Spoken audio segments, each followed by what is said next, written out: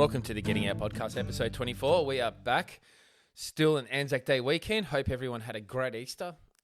Went away, still away. You know, if you took the 3 days off between Easter Monday and Anzac Day, you can make it an 11-day weekend for 3 days annual leave, which would have been pretty sweet. I actually went back to work, but I know a lot of people took the time off. It was a great, fantastic weather. Only rained yesterday on Anzac Day here in Melbourne, and to be so warm still was a bit crazy. I think people are probably a little bit at all sorts normally trying to be cold, get ready for the cold weather. A lot of camping places like Anaconda and whatnot will be probably thinking they were going to sell more warmer weather clothing, but still in shorts and t-shirts. So it's a bit of a odd warm autumn we're having here in Victoria. I know other parts of the state are a bit different in terms of rain and climate, but here in Melbourne, it is normally supposed to be about, early 20s by now, and we still had, 28, 29 degree days in Easter, so that's crazy.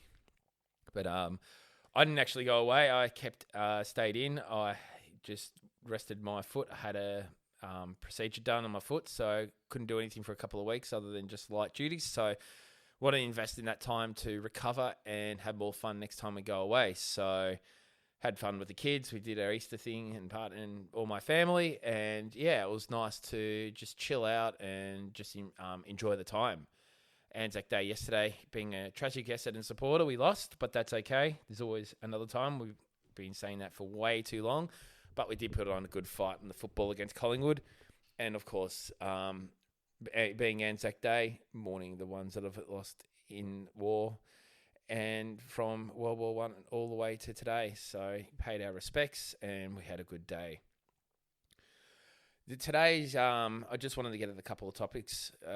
I actually got a couple of things from Kelman Industries. They are a Australian manufacturer of bags for chainsaws, barbecues, and other items that you can look on. So go to www.kelmat.com.au. They've got a cracking Easter special, 30% off at the moment if you use the code word cracker in the checkout page. So I highly suggest going there and having a look. I'll put a couple of what I've got at home. Highly recommend. They're on sale for 2 more days to the 28th. So I highly suggest go on their website, have a look.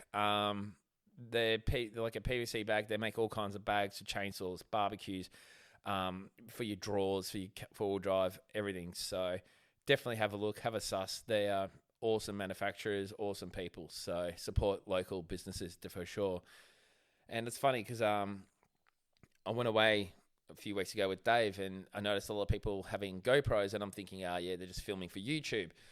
But then I thought, floating down a river, I don't want to bring my phone. I don't want to drop it in the water and have to pay another X amount of dollars to replace the phone.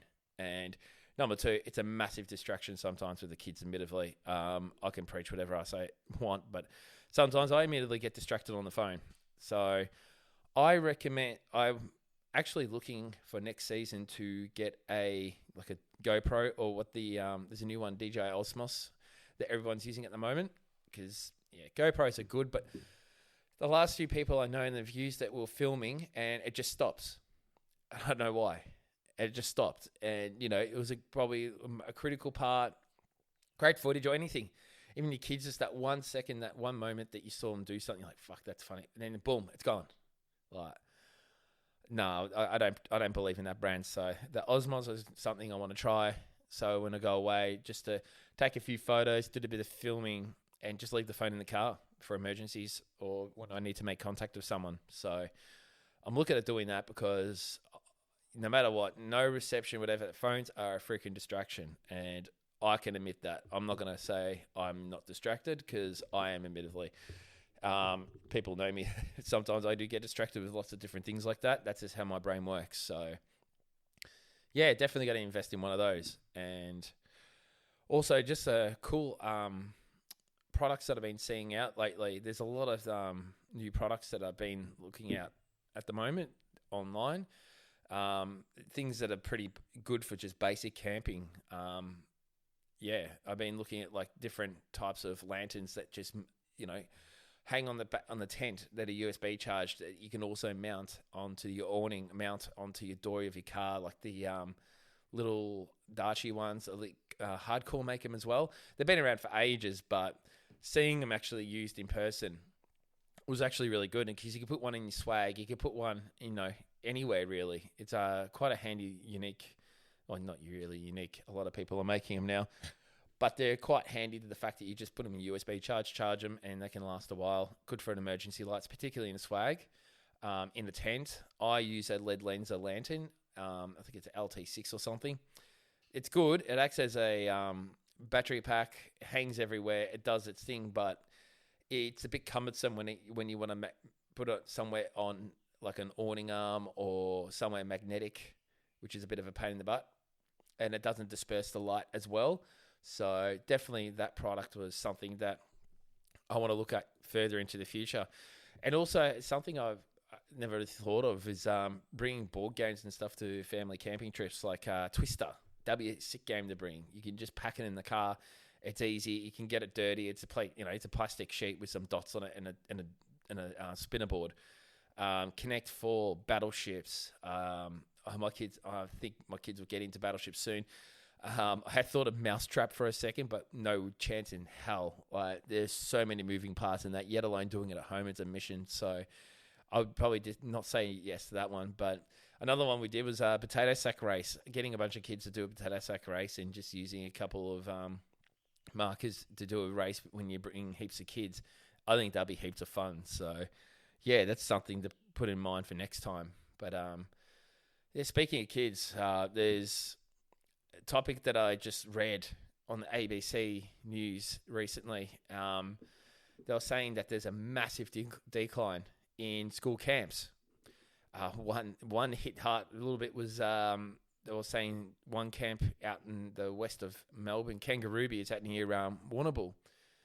They have had since 2023 10 schools, all predominantly Melbourne, stop going to Kangarooby, which is close to 200 grand lost to them. Like, year 6 Kangarooby, I never forget that camp. I'm 40. I was 11 then. And I can tell you every single thing that happened in that camp. It's funny because people sort of go, oh, it's the school camps. Oh, it's, a few days away for the kids. But really, you put your mind in your, if you can remember when you're a kid, when you went to school camps, it's some of the relationships you had with your friends prior camp and after were completely different. Whether you're better friends or you went camping with those friends or they came camping with you, or those late night talks and chats and stuff, or standing up for each other, helping each other out in parts. Say you didn't want to go to the Flying Fox and your friend helped you. You never forget those relationships. You never forget those relationships you have with your teachers as well.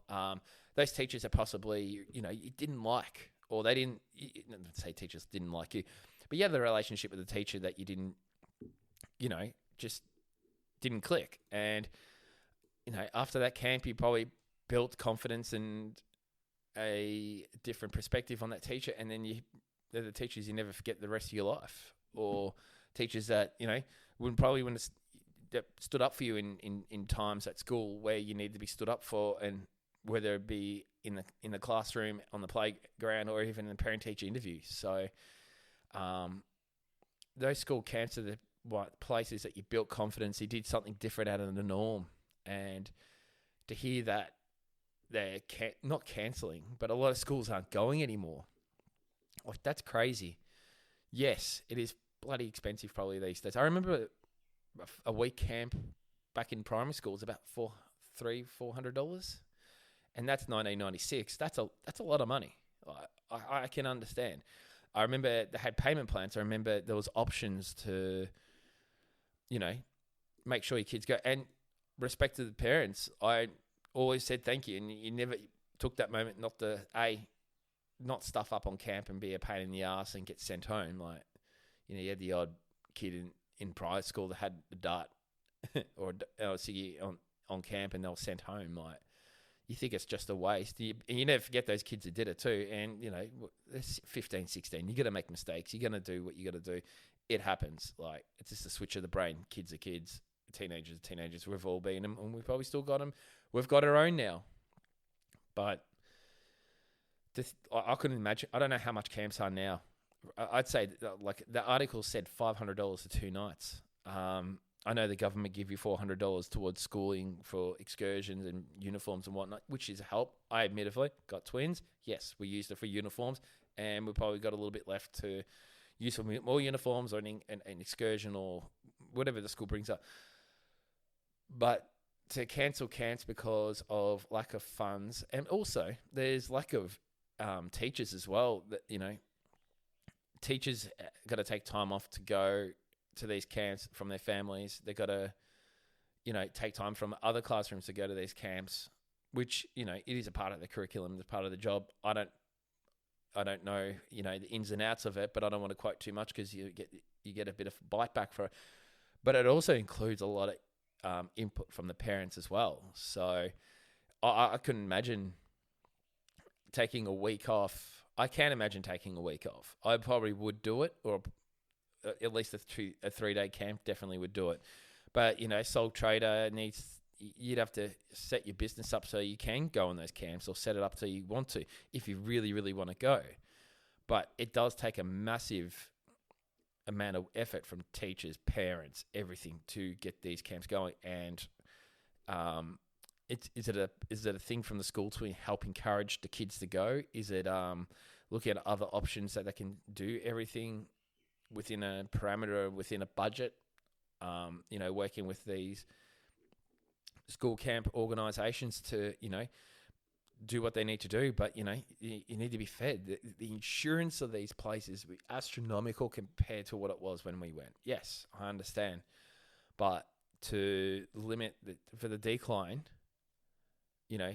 because of teachers in costs in time in lieu, like that's just crazy. Like, if I had my time again, I'd love to have an organisation where you can have, you can go and help these people with more volunteers to go to these camps, or, help even bring camping to the schools to do a camp out in the Oval and have these activities set up at the school if it is such an issue, depending on the demographic. You gotta think of these ideas, because you take away these school camps from kids, you're taking away a lot of confidence building. Like a kid that could be absolutely shit scared of going on the Flying Fox at school will go to a camp and have all these peers and teachers encouraging him to try it out at the camp, and at home, goes back to school, you won't get him off it. Yeah, I was that kid. I'll admit it. And school camps brought a lot of, things to the surface that you were scared about. But it's all like, your parents aren't around, or someone's not around to tell you not to do it or be careful, and you just do it. And you got your peers, encouraging you, and you build that confidence. And that confidence flows into the classroom. It flows into how your brain works. It flows into everything. I've got 2 kids, and I'd love to see them go to camp. I think the one thing they're looking forward to, they come home and say, Dad, the year 3s and 6s went to camp. They went here, and they had so much fun. They told us all about it. Oh, I can't wait to go. I couldn't imagine the school going to me, hey, Mr. Grizansich, we're not doing camps because we can't afford to, because, unfortunately this and that. Okay, I understand, but how? What do you do? What can we do as a group of people who listen to this podcast, obviously like camping, probably have kids, probably don't have kids, having kids? Like, what does the future hold for, these things in our curriculum? I think it's bloody important. How to set up a tent. I couldn't imagine not knowing how to set up a tent. Even like that should be like how to clean a house, how to, nail a nail into hammer. I mean, a nail into wood with a hammer. Bloody hell, I can't talk. Too passionate about this. What do we do? How do we voice our word to the system? Well, the system doesn't listen much anyway. But how do we help as parents to help the teachers so they can do it? I'm sure most teachers will be like, can't wait to go to these camps, because they can't wait to, see what these kids are like out of school, out of the 8:50 to 3:30 system, and go, what are these kids actually like? And build a relationship with them, and ongoing relationships, and the friendships that the kids are going to make between each other. Like, I probably see my friends today are still the ones I made friends with at camp in grade 9 when we went to Canberra. I still see them today. Our kids all play together. Hell, we still go freaking camping all together since we're 18 years old. And it's probably to thank to going to school camps. So, yeah, if you have a school that's going to be cancelling something, or, you're hearing about this stuff, like, tell me. Tell me what you guys have said, or I'd love to hear it. Getting Out Pod is the Instagram. info@gettingouthere.net.au. Actually, and I forgot to say, the website's changed for the podcast. It's www.gettingout.com.au. An email's going to be following soon at info@gettingout.com.au. I named it gettingout.com.au for easier use, and also merch and this online store and a bit of a blog that I'm going to be making on the website. So watch this space. But yeah, I'd love to hear back from everyone to see what they've had to communicate to the school about camps. Do you want your kids to go to camp? Do you not want to go to camp? Why not? I'll be interested to hear. I can understand there's all different walks of different kids and different backgrounds and whatnot, but I couldn't imagine maybe a family that has no such thing as camping in their family, or never heard of it, going in such a multicultural state we are in, and then the kids come back going, Dad, I want to go camping. That dad's probably desperate to do something with his kid, or mum, or uncle. And then they go, all right, let's try it. Borrow some stuff off your friends. Hell, message me on here, Getting Out Pod. I will donate stuff you got, or lend stuff for you guys to use to go camping. I've got everything here in my house. I'll happily lend it to you guys just to get your kids out, or get yourself out. I want to do different things like guidebooks and stuff. I've got all these hundreds of things in my mind to do to help, because I think really kids really need it. Like, you see your kids at school, like, example, term one. Term one was crazy at our school. We had one thing after the other: Harmony Day, Easter hats, all these activities. And the kids were cooked at the end of the term, and they were restless. And just to have that time off with them was just, even just sitting at home watching TV, or going outside for a walk with a dog, or going for a bike ride. Like, they needed a break. And if you could do mini breaks throughout the term, or speak to your school if you think there's too much curriculum activities, and, I'm sure there's going to be something to do out there, because you can't wait till year 10 or year 9 to outdoor education to have a taste of what it's like to go camping as schools. And how long's outdoor ed going to last? Like, I wish I was an outdoor ed teacher. I should have done it when I was in 18, along with being a Sparky, but let's not go there.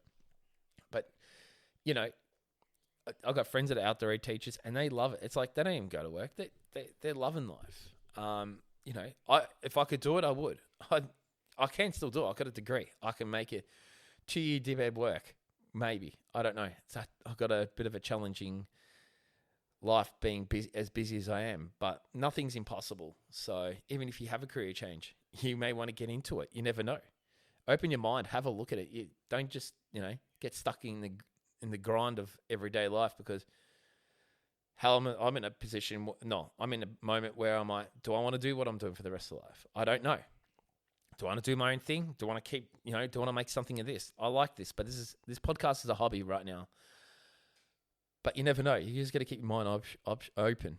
I see too many people at my age just like stuck in this system. Oh, I'm doing this the rest of my life. Oh, it pays the bills, and they're fucking miserable. Yeah, this is a good rant. So, yeah, open your mind. See what you think. I'd love to hear back about this topic, because I think it hits hard for a lot of people. You don't. You may have a kid that doesn't want to go because they're scared of anything that's out. I don't know. Yeah, I would love to hear back, because I know my two would love to go camping. I know my two can't wait to go to school camps. But right now, honestly, I'm building up the tools for them to do that independently, because they've always gone with myself, or their friends, or the people they know. Yes, they know their school peers, but there's a lot to it.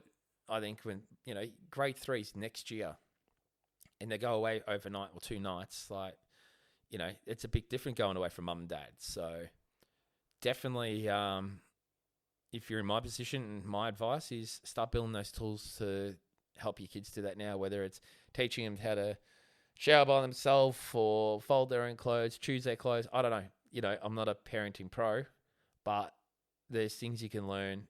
Start teaching them for 12 months, 6 months, 3 months, 1 month to be that little bit more independent. So you got that confidence in them, and they're going to learn on site. Whatever you teach them, they may not learn. They might take 20% on site board. The rest is they're going to learn themselves. But that, it is that period of time where you want to teach them. I think I am. And, 1% every day is hopefully when putting them on the bus with their school bag, giving them a kiss goodbye and a hug, that they're going to be okay. And they know you're a phone call away or whatever, regardless. But yeah, it's something, I've been thinking about and implementing with my two. So happy to hear any advice from me in that sense as well. I'm happy to give advice that I've done. So reach out, please. I appreciate it. I'm Instagram is @gettingoutpod. Facebook the same. I'm still at info@gettingouthere.net.au for my email. That's getting changed soon. I'll let people know of that. But in the meantime, looking forward to hearing back from you guys.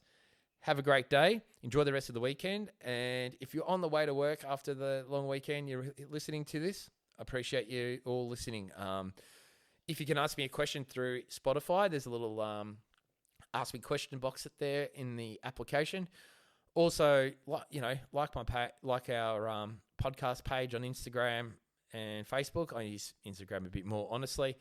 But also subscribe to via Apple Podcasts and Spotify. It makes a massive difference and gets a bit more spread out there. And yeah, appreciate all your support, guys, once again. So have a good one. Thanks once again. Cheers.